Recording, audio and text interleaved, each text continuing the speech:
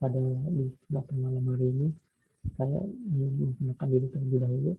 Nama saya Diagen Setiawan dengan nomor NIM 2021 0801 295 Fakultas Ilmu Komputer Teknik Informatika Universitas Esa Unggul Jakarta. Pada malam hari ini, saya ingin mempresentasikan mengenai mata kuliah Bahasa Indonesia dengan tema ragam bahasa.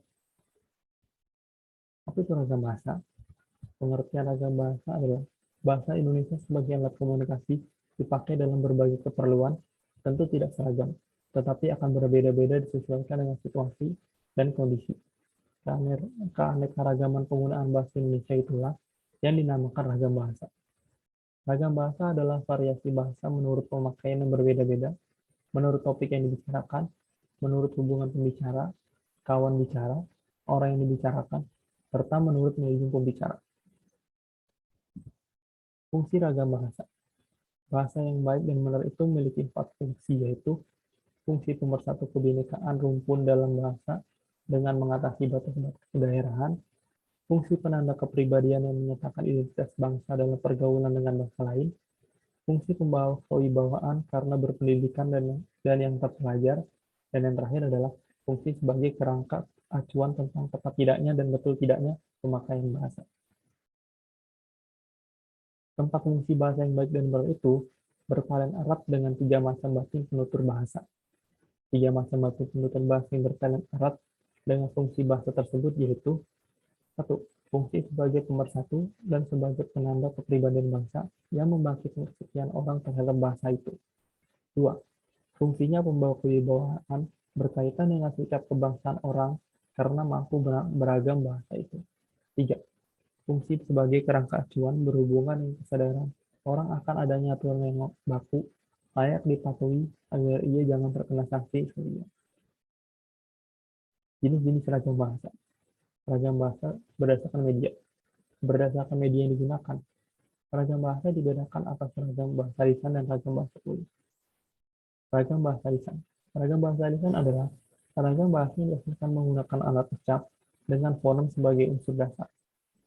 Ragam bahasa ini ditandai dengan penggunaan lafal atau pengucapan, intonasi atau lagu kalimat, kosakata, penggunaan tata bahasa dalam pembentukan kata, dan penyusunan kalimat.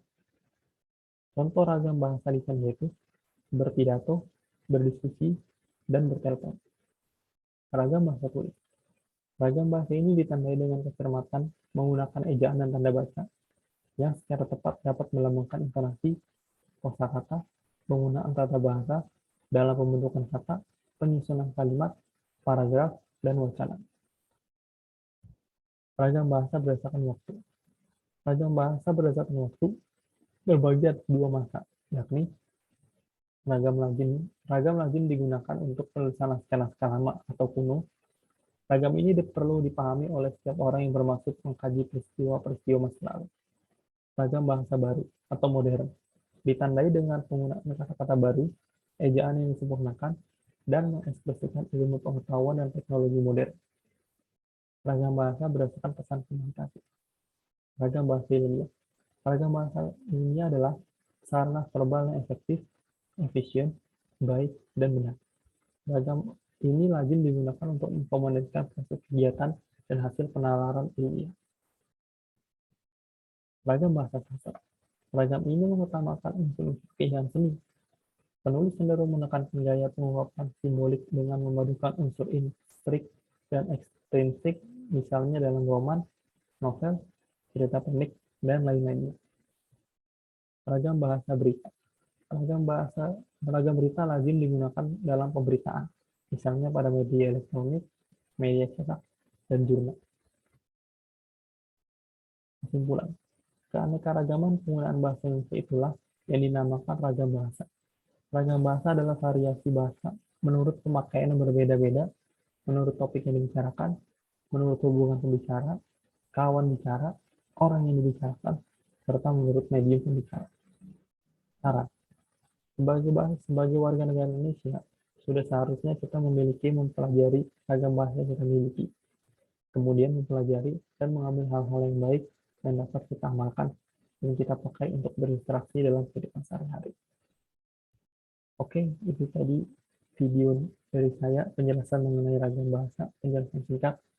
Apabila ada kekurangan, mohon dimaafkan. Semoga video ini bermanfaat. Terima kasih dan selamat malam.